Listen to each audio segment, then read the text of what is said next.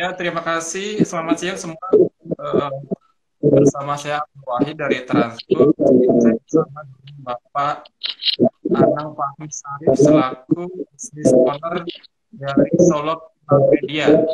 Terima kasih Pak Ami. Panggilannya Pak. Ya, ya, Ami aja nih. Siap, siap.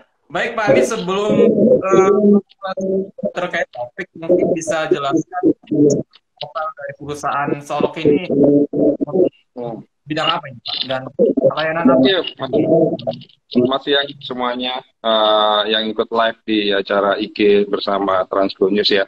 Oke, perkenalan aja nih. Kalau saya namanya Anang ya, panggilannya biasa di dunianya adalah Ami ya, dari Pilar Media. Sebenarnya kalau Solok sendiri itu satu brand ya, mungkin salah satu brand produk atau layanan dari Pilar Media Indonesia gitu ya. Jadi lebih ke solusi logistik dan transportasi kayak gitu, lebih ke arah pengembangan end to end sistem di logistik ya. Jadi ada warehousing, ada transportation, ada freight forwarding sampai ke modul di finance. Jadi ERP-nya logistik lah kayak gitu. Uh, Hmm, hmm, hmm. itu perkenalannya nih singkatnya Mas Abdul. Jadi secara teknologi ekosistem dari logistik di cover semua Pak dari Solok ya Pak. Yap, jadi ya mostly ya, mungkin kita lebih banyak memberikan solusi custom ya. Jadi memang kita punya basic basic solusi ya, bisnis proses yang common gitu kan. Tetapi kita tahu sendiri ya di Indonesia ini kan kearifan lokalnya itu kan gede banget ya, kayak gitu. Jadi bisnis proses antar perusahaan kadang bisa beda kayak gitu. Nah di situ kita hadir dengan customnya kayak gitu. Hmm. Hmm. Baik. Jadi sampai Dari kepada itu juga. Ya, jadi kita juga nampingi ya, mulai dari Greenfield ya, mulai dari pendampingan bagaimana transformasi digital itu, gitu ya, mulai training, konsultasi. Jadi nggak hanya sistem sih, Mas Abdul ya. hmm, Jadi kita enabler penerapan transformasi digital, kadang juga dari apa namanya implementasi lapangan, kadang kita dimintain bantuan gitu kan. Ya kalau misalnya topiknya sekarang WMS nih, gitu kan. Nah, kebetulan kita sekarang juga lagi ngerjain implementasi di mana WMS kita itu yang kita yang handling di sisi GR ya, good receiving sampai ke stripping unloading kayak gitu. hmm. Jadi nggak Baik, hanya di baik. softwarenya aja gitu. Hmm. Ya. Dari sekian fitur atau layanan yang sekarang ada di Solok, mungkin yang lagi growth apa nih Pak? Yang lagi growth, yang lagi growth nomor satu jelas adalah TMS ya.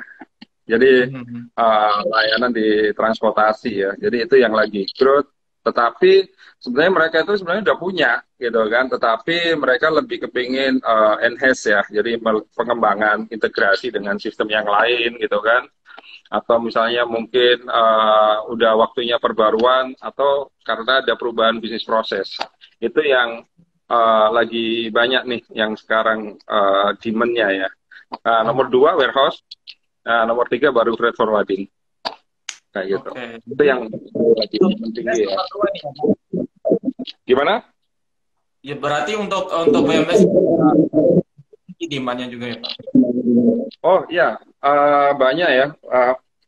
Demand dari WMS ini juga lagi banyak dan banyak juga muncul tawaran apa namanya kolaborasi gitu ya untuk ngerjakan yang niche market kayak gitu misalnya WMS untuk bisnis apa, WMS untuk bisnis apa kayak gitu ya.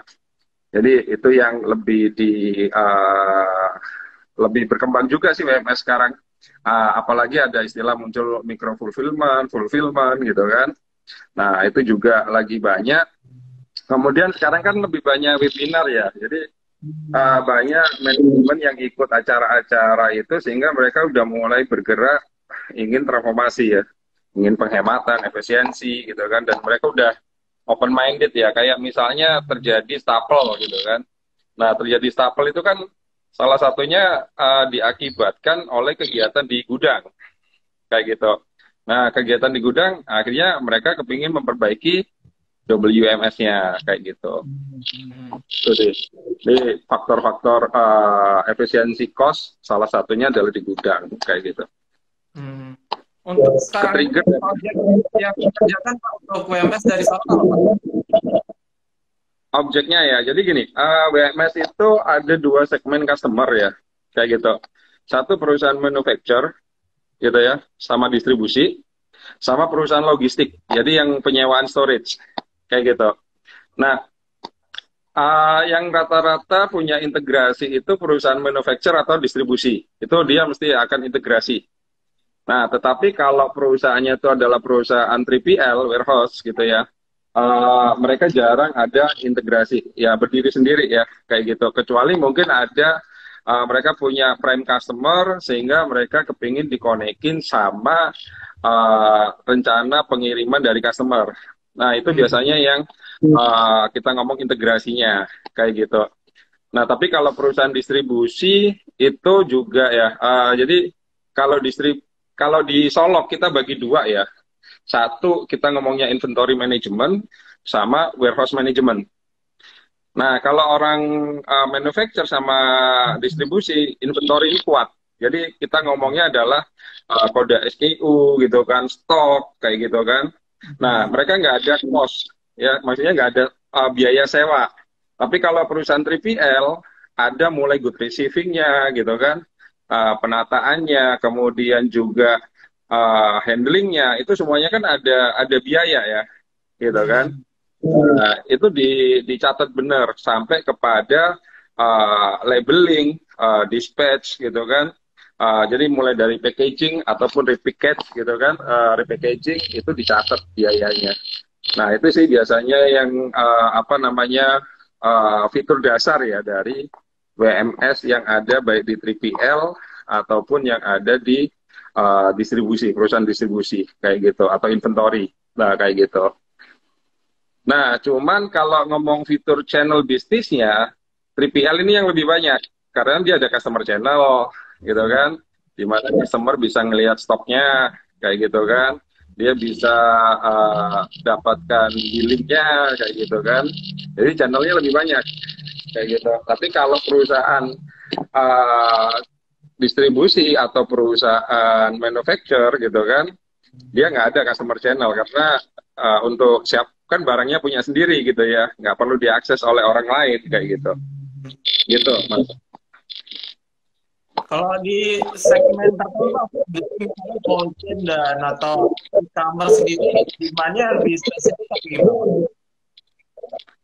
Kalau cold chain, kalau cold chain tuh biasanya demand-nya itu sudah digiring sama ini ya apa startup-startup yang sudah memberikan solutionnya itu end to end ya. Jadi biasanya untuk WMS-nya itu sebagai channel aja ya, channel aja. Jadi nggak dihitung. Jadi transaksinya yang dihitung kayak gitu. Nah, ini yang membedakan pilar sih. Kalau pilar itu kan softwarenya itu kan atau solusinya itu kan atas dasar permintaan ya, custom gitu kan. Nah, tapi kalau untuk cold chain sekarang sih rata-rata sudah di-provide sama siapa yang punya jaringan supply chain-nya atau Oke. jaringan marketing kayak gitu.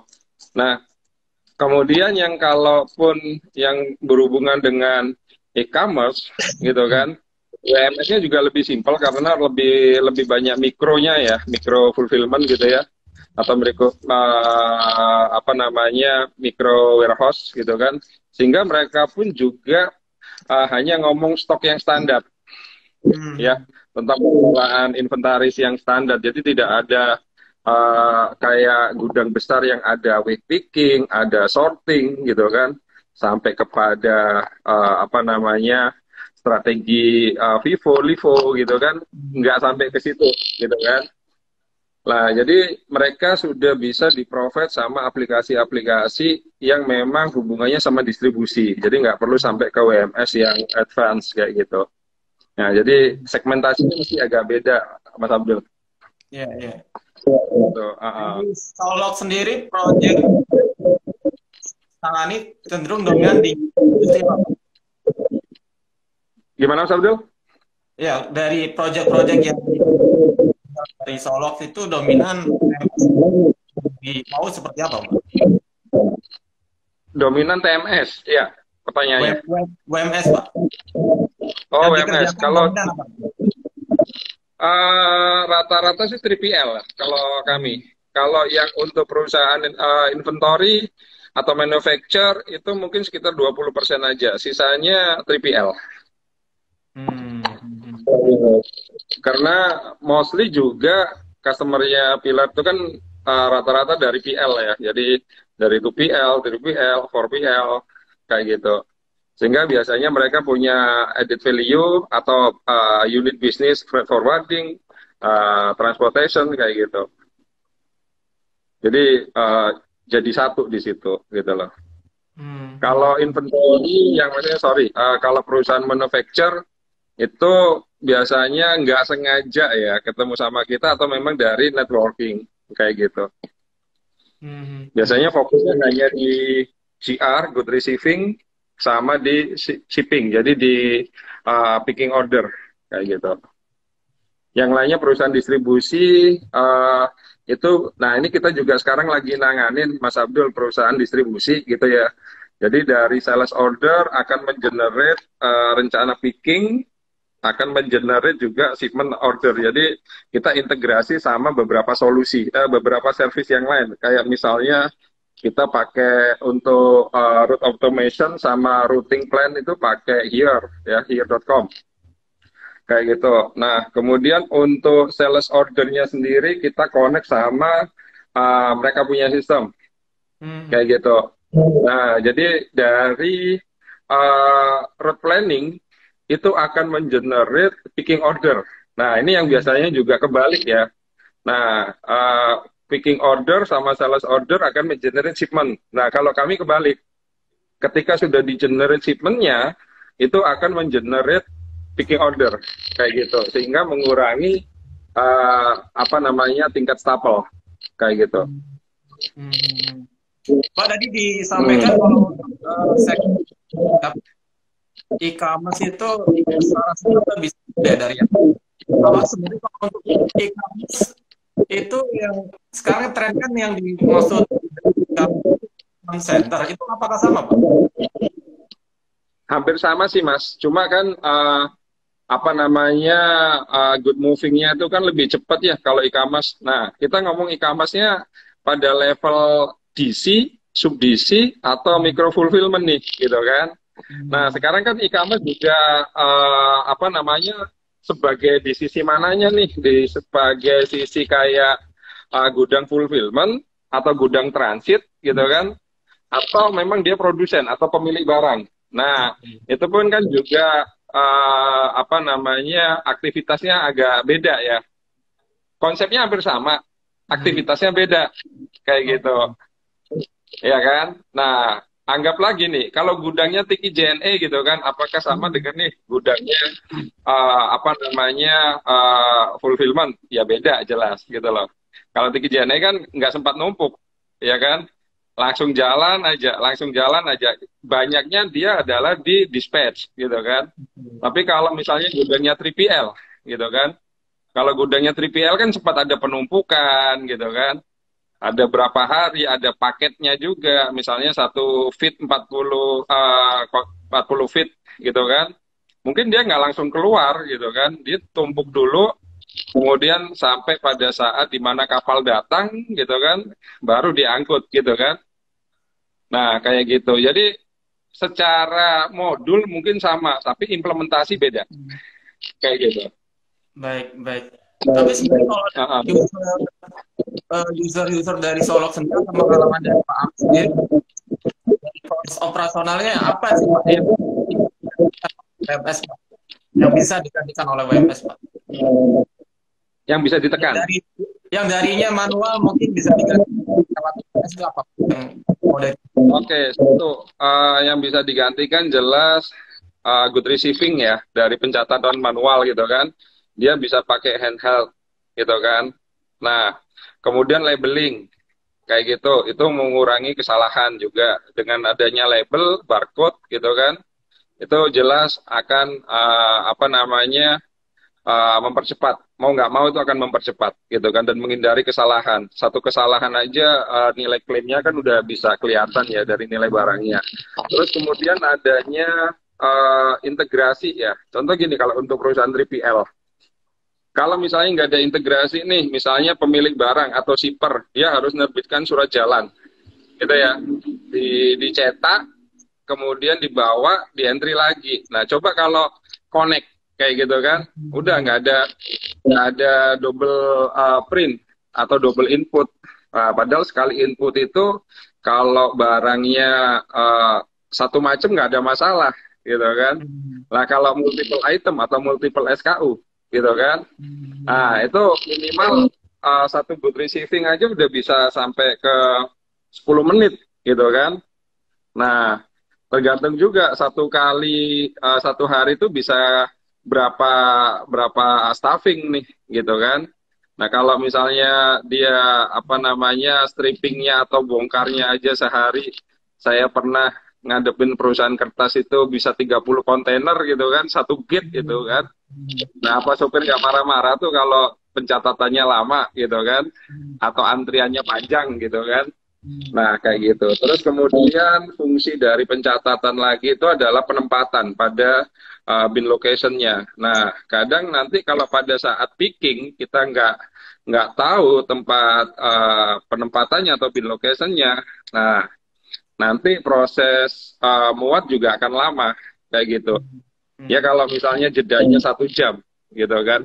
Nah, kalau kayak barang-barang e-commerce yang harus cepat kayak gitu kan. Nah, itu. Jadi itu bisa memotong cost yang banyak sih, Mas Abdul. Kayak gitu. Baik. Menghindari kesalahan. Hmm. Artinya dari sisi cost operasional atau mungkin juga manpower kita kan, Pak. Nah, terkait dengan manpower ya atau cost. Nah, contoh misalnya kegiatan yang hanya berhubungan dengan penempatan ya. Jadi barang diterima taruh gitu kan tanpa misalnya memperhatikan bin location nggak apa-apa atau strategi penempatan. Tapi kalau memang diperhatikan Vivo ataupun Livo-nya ataupun barang-barang medical yang pakai Vivo expired gitu kan. Kalau misalnya nggak dibantu sistem biaya waktunya kan lama. Kalau waktu itu kan akhirnya ngomongnya biaya kayak gitu kan. Oh, mana yang kosong, mana yang kosong. Kalau gudangnya 10 kali 10 nggak apa-apa. Gudangnya 50 kali 50 gitu kan. Artinya kan nggak efisien. Nah, jadi cost-nya akan lebih banyak nanti di situ, opportunity loss-nya yang gede, kayak gitu. Mungkin tenaga hemat, gitu kan. Nah, tapi opportunity loss-nya kan harus dihitung.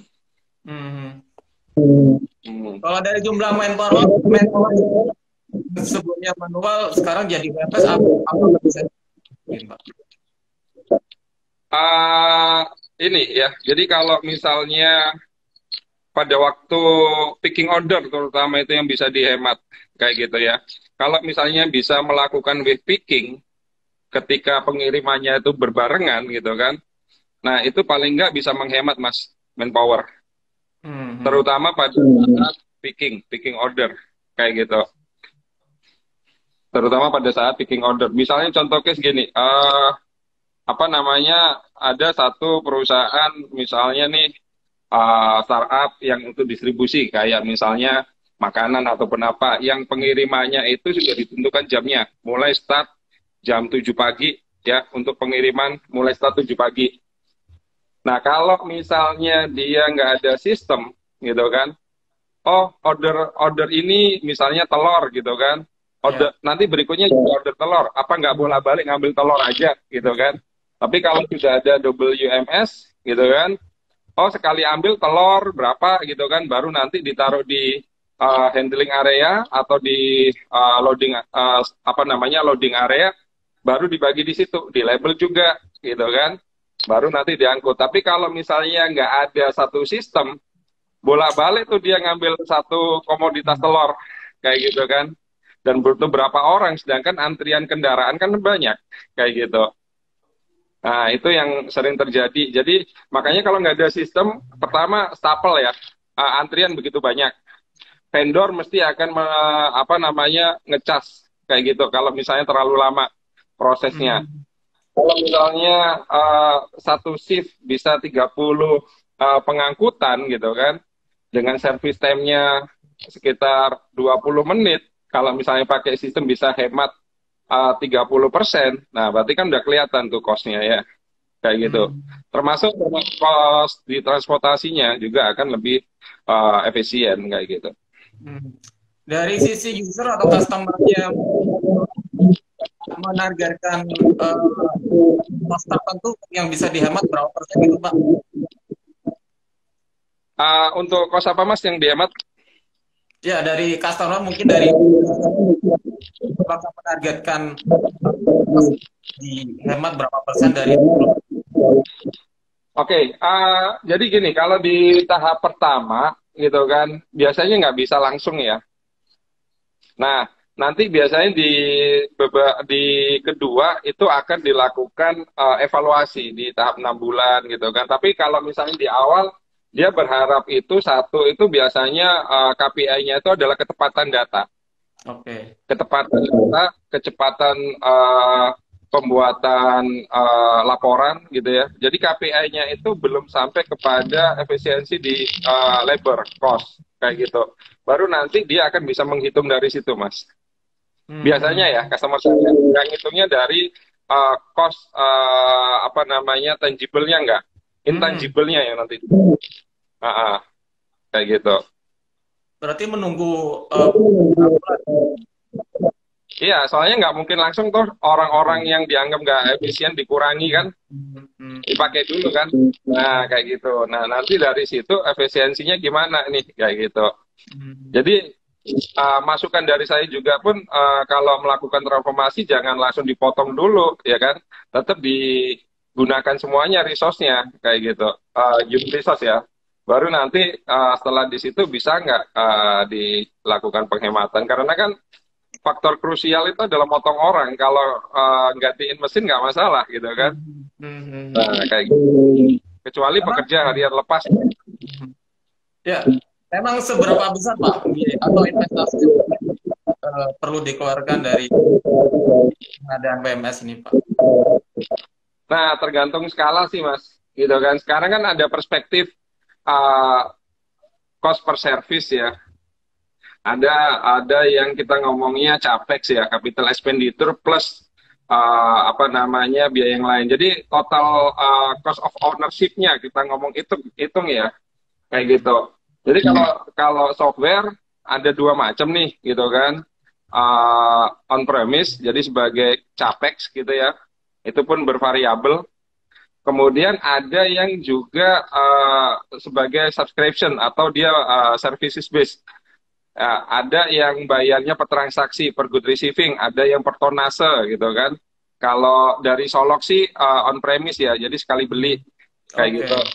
Nah, kemudian biaya-biaya langsung secara lainnya, misalnya pembelian alat kayak gitu. Hmm, hmm. Kemudian biaya bulanan seperti server kayak gitu ya, itu cost-nya. Jadi kemudian masa transisi, training, nah itu kan juga harus dihitung tuh sebagai total cost-nya, TCO-nya kan.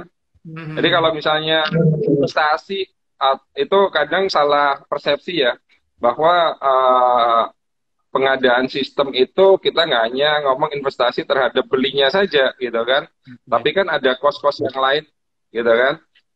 Nah, kita juga nggak bisa lepas dari return of investment-nya sebetulnya kalau kita ngomong investasi. Hmm, Jadi hmm. ada yang bilang, wah 1 miliar tuh mahal gitu kan. Loh, tapi kalau dihitung jumlah utilisasi ataupun throughput-nya gitu kan terhadap versus apa namanya total loss opportunity-nya, ya mungkin bisa jadi sangat murah kayak gitu, Hmm. ya kan?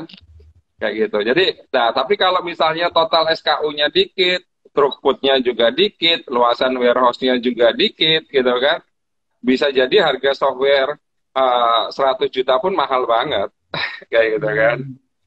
Artinya Ya, yang dimaksud Pak Ami itu maksudnya dari investasi yang dikeluarkan itu sebanding dengan benefit yang didapat. gimana, Mas? Ya, Artinya dengan investasi yang dari customer itu yang didapat nantinya gitu Pak. Iya, jadi benefitnya itu ada tangible, ada intangible, kayak gitu. Kalau tangible jelas adalah efisiensi ya, kayak gitu kan. Salah satunya terhadap apa namanya cost labor, kayak gitu. Tetapi intangible adalah resiko yang berkurang, Oke. salah satunya. Atau misalnya juga customer experience, kayak gitu.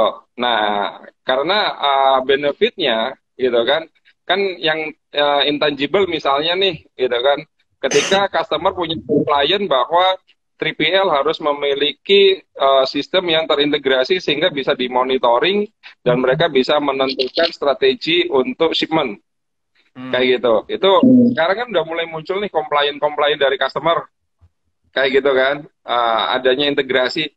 Nah, jadi nilai itu juga kan harus dihitung ya sebagai nilai investasi, Iya. kayak gitu. Jadi misalnya nambah nambah modul, let's see ya, misalnya customer channel nih 50 juta gitu kan. Nah, kalau dia ikut di situ dia bisa dapat tender senilai misalnya 3M. Nah, yang dimana review apa namanya profitnya kurang lebih bisa sampai 20% misal, gitu kan. Jadi ya nggak ada masalah toh, gitu kan, dengan menambah customer channel misalnya gitu. Nah, jadi salah satu bisa dibilang cost ya. Jadi bukan dianggap sebagai investment, Mas Abdul, kayak gitu. Oke. Sebenarnya secara teknologi dari pengamatan dari sekarang itu apakah sudah sejauh apa? Maksudnya kan Pak Anies pernah bilang maksudnya point 4.0 dan atau AI atau robotik itu kan sangat berbeda. Kalau tren di Indonesia sendiri Ya, kalau sekarang kan gini ya. Jadi IoT itu kan apa namanya macam-macam ya, gitu kan. Ada IoT yang untuk sensor, gitu ya, untuk kelembapan, untuk kondisi gudangnya, supaya nanti mereka bisa mengurangi atau compliant dalam sisi kondisi barang, gitu kan. Atau IoT dalam traceability, jadi kita ngomongnya apa namanya RFID, gitu ya. Nah, tetapi kembali lagi IoT yang seperti apa nih, atau IoT robotik dalam sisi dispatching, gitu kan. Yang kita ngomong motor untuk melakukan pembagian pertujuan, kemudian labeling, kayak gitu. Itu sudah mulai common ya, tentang IoT kayak gitu kan. Nah, jadi IoT inilah yang memang mulai harus dipikirkan. Tapi lihat skalabilitasnya ya, Mas Abdul, kayak gitu kan. Kalau misalnya saya e-commerce gitu kan, nah e-commerce IoT apa sih? Ya IoT labeling lah gitu kan. Udah bisa pakai handphone, udah bisa pakai QR code. Jadi saya nggak perlu beli Honeywell yang harga 8 juta gitu kan. Tetapi kalau throughputnya besar, jumlah SKU-nya banyak gitu kan, ya memang harus investasi handheld yang memang kompatibel ya. Misalnya kayak kemarin gitu kan, saya beli handheld plug-innya aja ya, ditempel di handphone 1,5 juta. Ternyata kalau untuk yang berplastik nggak cukup nih yang harga kayak gitu, nggak nemu gitu kan. Ternyata cocoknya yang Honeywell gitu kan. Harganya berapa? 8 juta gitu kan. Nah, worth it nggak gitu kan. Nah, ya kita hitung dulu gitu kan. Nah, kalau misalnya pekerjaannya forklift untuk apa namanya transfer barang begitu cepatnya, sedangkan kita kemampuan mencatatnya lambat, kan cost lagi nih, Mbak. Soalnya kan forklift sewanya per jam, gitu kan. Nah, kalau 1 jamnya selisih 100.000, misal nih, gitu kan. Nah, berapa forklift, gitu kan. Misalnya sehari 5 forklift, gitu kan. Kita kehilangan 5 jam, udah kehilangan 0,5 juta, gitu kan. Nah, yang penting kita investasi handheld yang cepat untuk bisa ngitung forklift, kayak gitu. Itu sih contohnya ya. Jadi RFID pun juga gitu. RFID tergantung barangnya juga, apa yang di RFID kan. uh, story apa namanya bin locationnya kah, SKU-nya kah, atau kemasannya, manifestnya gitu kan. Nah kalau barangnya cuma harga, sorry itu sih misalnya harga barang, harga satu paket SKU-nya itu cuma 10.000. Nah RFID label yang paling murah harganya misalnya 200 gitu kan. Nah siapa yang mau nanggung label RFID-nya? Si prinsipal, si shipper gitu kan, atau perusahaan 3PL, atau siapa nih gitu kan. Nah, cost of good-nya gimana nih pertimbangannya? Kembali lagi nih, kayak gitu. Ya kan? Satu challenge menyamakan tentang RFID ini apakah pabrik ya sama 3PL-nya ini pemilik barang sama nih sistemnya kayak gitu.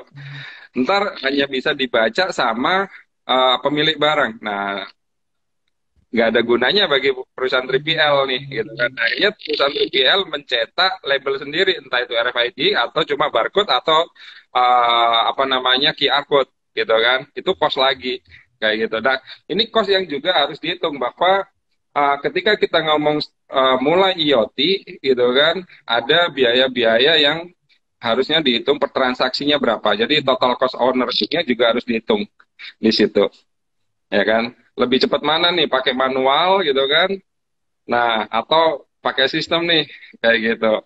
Padahal ternyata barangnya nggak banyak, nggak pernah terjadi kehilangan, ya nggak usah pakai sistem juga nggak apa-apa gitu loh. Maksudnya nggak usah pakai 4.0 gitu kan. Kayak gitu. Baik Pak Ari, mungkin balik lagi soal potensi dari layanan WMS ini kan, maksudnya saja di Solo ini kan juga banyak. Apakah ini menandakan bahwasanya market WMS juga sangat banyak? Oh iya mas, WMS ini selama pokok logistik jalan, WMS akan terus jalan kayak gitu, dibutuhkan gitu ya. Karena storage itu kan ruang ya, gitu kan. Nah, siapa juga bisa semuanya memanage ruangnya gitu ya. Filosofinya kan gitu, mesti barang ada masuk, barang keluar gitu kan. Nah, kemudian space pun kan juga nggak harus bentuk gudang nih, gitu kan. Semuanya bisnis model bisa ganti, pemiliknya juga bisa ganti, gitu kan. Lahan mungkin tetap, tapi pemiliknya bisa ganti, kayak gitu. Dan mereka punya compliance sendiri-sendiri ya, kayak gitu. Misalnya nih ada satu gudang A dulu pakai WMS A, gitu kan. Kliennya modelnya kayak gini. Kemudian bisnisnya nggak jalan nih, gitu kan. Nah, disewakan lagi ke yang lain, gitu kan. Nah, butuh WMS lagi nih, tapi konsep bisnis prosesnya seperti yang lain lagi nih, ya ganti, gitu kan. Dia kan nggak jual beserta sistem, biasanya kan sewain tempat doang, kayak gitu. Nah, terus kemudian ada yang eksklusif nih, contoh kayak WMS-nya IT Inventory gitu kan, untuk PLB. Nah, PLB kan nggak ngomong WMS, ngomongnya IT Inventory gitu ya. Nah, itu WMS gitu kan. Nah, itu konsepnya agak beda karena apa? Mereka juga menghitung nilai biaya masuk nih, ya kan? Nah, micro fulfillment atau gudang biasa, apa ada nih fitur itu? Ya nggak perlu juga kan biaya masuk gitu kan. Nah, mesti ada demand terhadap custom sih biasanya kayak gitu. Karena kami juga beberapa kali nanganin gudang PLB. Nah, ini agak beda dan yang siapa yang akses pun juga beda kayak gitu. Nah, itu perusahaan 3PL kayak gitu. Beda lagi dengan kawasan berikat, hampir sama, hampir kayak gitu. Seamless lah sama kayak gitu.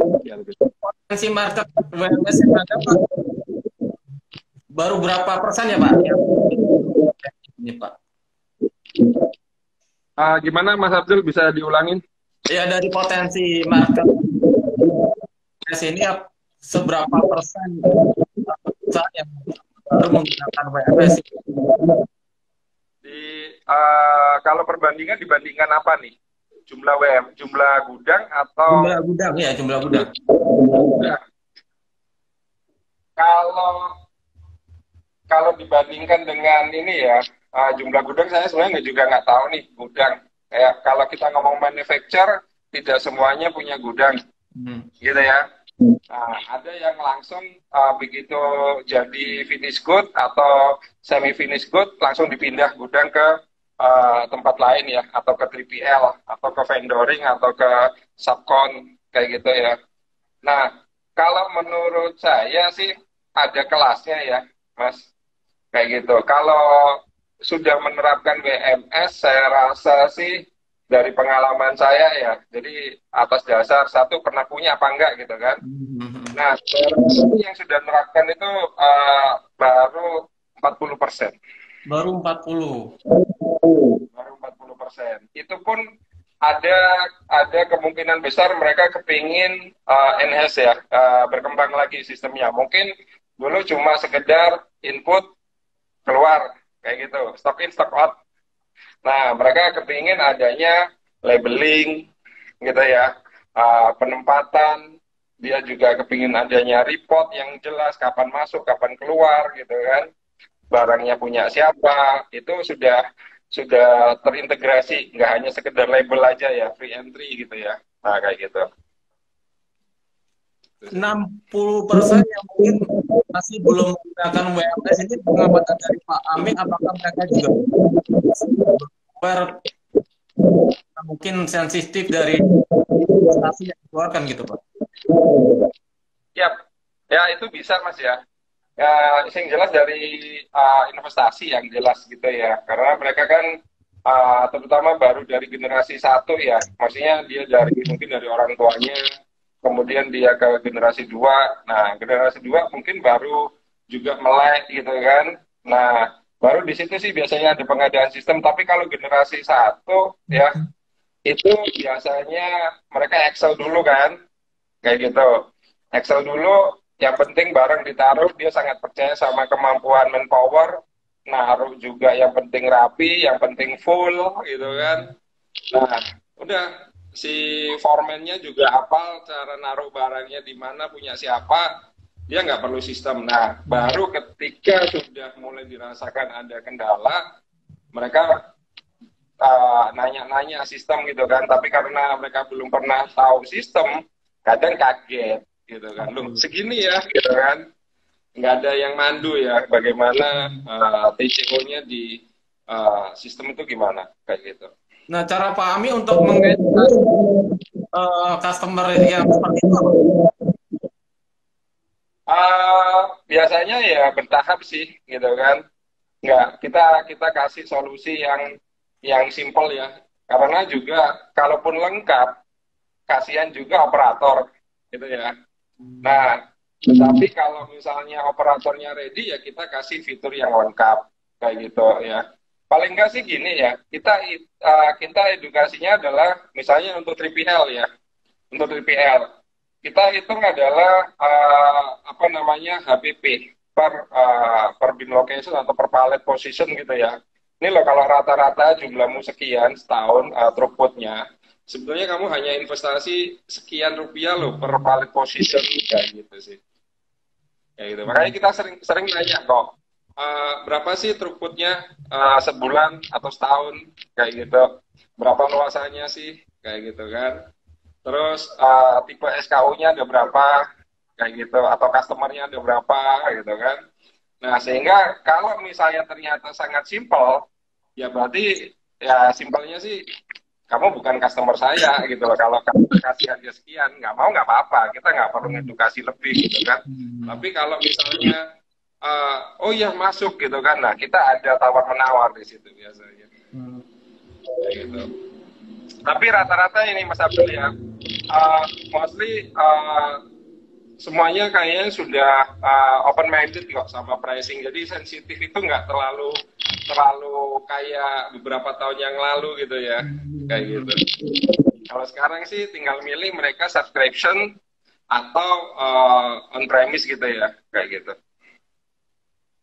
Kalau untuk Itu aja. kompetitor Pak, apakah yang ditawarkan hampir sama?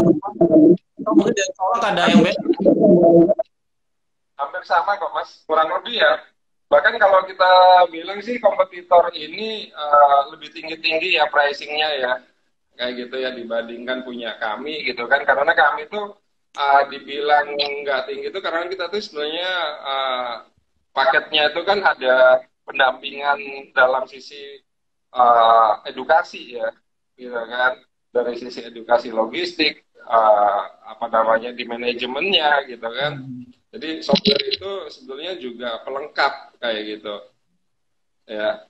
Nah, kemudian mereka juga akhirnya menambah modul sampai ke finance kalau untuk 3PL, kalau untuk 3PL ataupun integrasi dengan ERP-nya kayak gitu. Jadi sebetulnya mereka cari solusi, dan kalau kompetitor yang lain itu sih, uh, to be honest, saya juga beberapa kali ngelempar ya pekerjaan warehouse WMS ke partner gitu kan, sesama yang punya, karena satu, kalau saya nggak main di IoT gitu kan, partner ini punya IoT dan ready terhadap barang-barangnya, device-nya kayak gitu. Jadi sebenarnya nggak ada kompetitor ya kayak gitu kan. Kalau misalnya nggak pas, nggak cocok sama fitur kami, ya kami referensikan ke partner kayak gitu. Soalnya sekarang kompetitor yang persis mirip nggak ada loh Mas Abdul. Kayak gitu. Solusinya beda kayak gitu. Kayak Circlo misalnya gitu ya. Circlo juga ada WMS gitu kan. Tapi kalau kita juga dapat lemparan nih dari Circlo gitu kan. Kalau ketika ada pendampingan perusahaan 3PL, lah Circlo kan nggak, customer segmennya kan nggak 3PL. Dilemparlah ke kita kayak gitu, untuk mulai dari membuka manajemennya, memberikan wawasan bisnis 3PL gimana, operasional gudang gimana, baru ngomong sistem kayak gitu. Komputer yang dimaksudnya juga pemain asing yang maksudnya kan juga perusahaan-perusahaan yang dari luar negeri. Ya, jadi kompetitor kalau dari sisi kita ngomongnya skalanya ya, kalau dari luar negeri jelas ada SAP, tapi kita juga ada pengembangan inventory yang dia sudah punya SAP gitu ya. Saya nggak tahu kenapa, apakah dia nggak tahu seluruh fiturnya SAP atau mahal gitu ya. Sehingga untuk modul WMS-nya atau inventory pakai punya kita kayak gitu. Kemudian ada Manhattan yang khusus memang WMS ya, terkenalnya WMS kayak gitu. Nah itu ngomongnya jelas pricing ya, pricing sama untuk custom mahal kayak gitu. Jadi sehingga mereka lari ke kita lagi nih kayak gitu. Nah untuk lokal itu ada dibagi dua. Dia dari pengembangan open source gitu ya. Misalnya dari Odoo, dari apa namanya Open Bravo gitu ya, atau Open CRM, mereka custom sehingga jadi solusi. Paling banyak Odoo ya, kayak gitu. Nah, kemudian ada yang bikin from scratch kayak gitu. Nah, salah satunya Pilar. Nah, kalau itu banyak sih, gitu kan. Bahkan sekarang itu ada sedikit kompetitor-kompetitor kecil dan jumlahnya banyak. Itu jualan di marketplace, script jadi. Kayak gitu. Jual script ya. Udah nih, software script misalnya untuk inventory management gitu kan. Nah, tapi klien kan kadang kan butuhnya bukan script, butuhnya kan solusi. Oke. Butuhnya pendampingan, butuhnya support, butuhnya garansi, butuhnya sustainability-nya gitu kan, supaya sustain gitu. Itu sih biasanya. Kalau lokal banyak Mas Abdul kompetitor ya. Baik. Mungkin terakhir Pak Hamid, mungkin tren WMS ke depan ini nanti seperti apa? Bisnis dari Solok apa yang mau bikin? Kalau kita sih gini ya, menuntaskan apa yang sedang kita jalankan dulu gitu ya. Kalau mengenai improvement, nah ini yang kita berpola sih Mas Abdul ya. Mostly customer yang datang ke kita ini custom. Jadi mereka itu rata-rata memang sudah butuhnya custom. Mereka nggak mereka kalau cari produk jadi mereka tahu kok tempatnya di mana, mereka bisa menemukan gitu ya. Nah, kalau kita sih lebih kepada gimana caranya lebih cepat aja dalam transaksinya, dalam handling gitu ya, ketepatan, kemudian bagaimana software itu mudah digunakan. Jadi itu yang kita lakukan sih. Kemudian kalau sudah paten lah ibaratnya gitu kan harga bisa lebih kompetitif ya, kayak gitu. lebih banyak edukasi sih kita, lebih banyak pinginnya lebih ke edukasi supaya apa sih segera bisa dijalankan karena kebutuhan WMS itu biasanya cepat kayak gitu. Hmm. Hmm. Hari ini pesan besok harus sudah bisa dipakai karena mereka biasanya yang pesen biasanya ada project kayak gitu, sudah dapat project langsung dimasukkan kayak gitu barangnya, dia nggak butuh banyak pelatihan nanti barangnya nanti siapa yang nyatet kayak gitu, gitu sih. Itu Ya, challenge ya, baik. padahal bisa. Baik, Pak Ami, terima kasih waktunya buat ini, Pak. Thank you ya.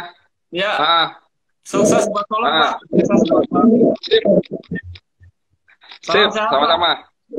Ya, oke, thank you Mas Abdul. Salam buat semuanya.